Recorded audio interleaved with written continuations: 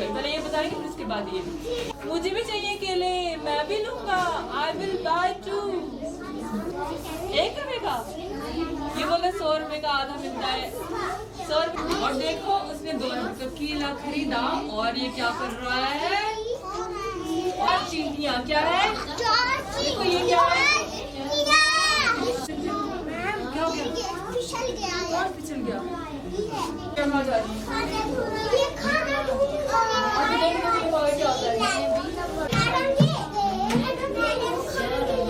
मिल जाता खाना फिर किसको दे। पहले ये पढ़ते हैं। Who will teach Emperor was watching a book of Lord Man in serious discussion. ये कुछ लोगों से बात कर serious discussion of the Hunter the Emperor. I asked him to bring people who would teach.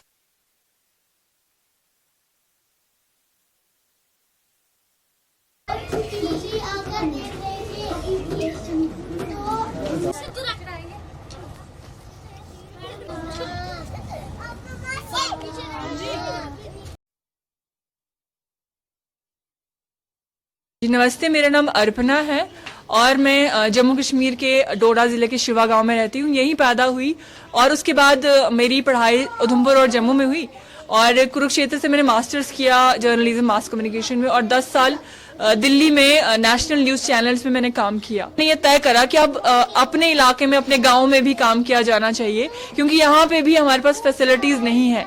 यहाँ पे बहुत सारी दिक्कतें हैं। यहाँ पे एजुकेशन जो क्वालिटी एजुकेशन होती है उसके ऊपर काम नहीं हो रहा है। बच्चे जो है जो गरीब परिवार के बच्चों को भी डोडा जाना पड़ता है या उधमपुर जम्मू जाना पड़ता है अपने बच्चों को अच्छी एजुकेशन देने के लिए।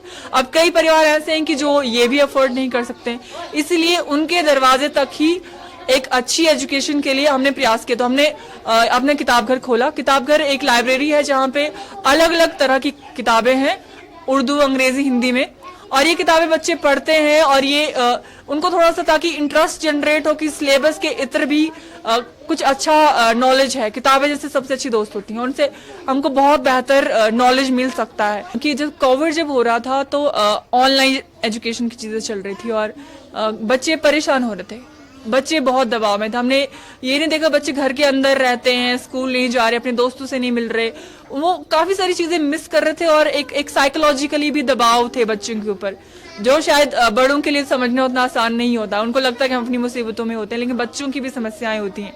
और फिर मैंने ये सोचा कि हम जहाँ पे हैं लोकल लेवल पे हमको ये चीजें करनी चाहिए। बच्चे स्कूल नहीं जा रहे हैं तो हम ये कर सकते हैं कि बच्चों के साथ कुछ काम कर सकते हैं सोशल डिस्टेंसिंग को मेंटेन करते हुए। तब जब ज्यादा प्रिकॉशन थे तब हम तब भी काम कर रहे थे पर थोड़ा सा डिस्टेंस मेंटेन कर रहे थे। अब तो ये कि चलो थोड़ा सा ईज आउट हो गया तो बच्चे भी थोड़ा वैसे ही हो जाते हैं। तो तब हम बच्चों के साथ काम कर रहे थे तो कि कुछ छोटी छोटी चीजों पे ताकि वो एक थोड़ा सा उनका इंटरेस्ट बना रहे, थोड़ा सा कुछ पढ़ लेते थे, कुछ खेल लेते थे, कुछ चीजें कर लेते, कुछ बातें कर लेते थे, कुछ कहानियां हम करते थे, कुछ पॉइंट्स पे काम करते थे। कभी बच्चों को खुद से चीजें सुनानी होती थी वो सुनाते थे। तो उस दौरान भी ये जो लोकल सपोर्ट था ना, कम्युनिटी सपोर्ट, जैसे बहुत इंपॉर्टेंट था। लेकिन सबके लिए जहां जहां भी अब फोन पे जो एजुकेशन हो रही थी, हम सब समझते हैं कि उससे बच्चों पे क्या इम्पैक्ट हो रहे थे। बच्चे फोन पे नहीं बैठ सकते, लेकिन वो काफी सारी चीजों को मिस कर रहे थे और दबाव जो थे उसी को दूर करने के लिए हमने तय करा कि जब तक एटलीस्ट स्कूल नहीं खुले हैं तो तब तक भी हम बच्चों के साथ काम तो इस तरह से करते ही हैं रेगुलर बेसिस।